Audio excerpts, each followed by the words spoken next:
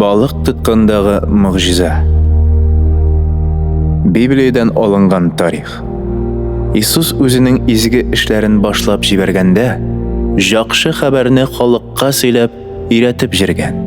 Аның җанына килеп, җәрдәм сораучыларга һәрвакыт булышкан, ширлеләрне, кәлсезләрне терелткән.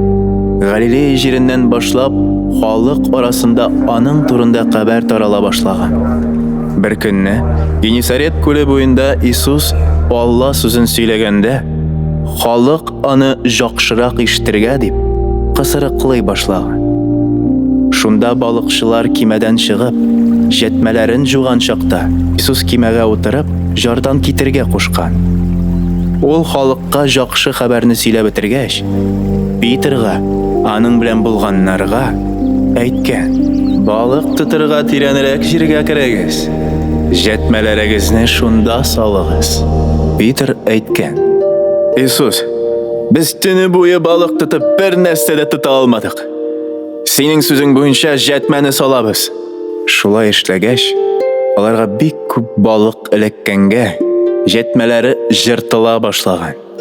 Бу хәлне күреп, балыкчыларның исләре киткән. Алар икенче кимәдәге иптәшләрен булышырга чакырып, бергәләп ике кимәне балык белән тутырганнар. Питерның иптәшләре, Зеведей уллары Иаков белән Иоанн, анда булган кешеләр шуны күреп, куркып калганнар. Кимәләре шул кадәр авырлыктан бата жазган. Питер Иисусның куәтен күреп, аның алдында тезләнеп әйткән: Кит җанымнан, мин бит жазыклы кеше. Курыкма. Бөгеннән башлап, син кешеләрне Алла жолына китерүче булырсың.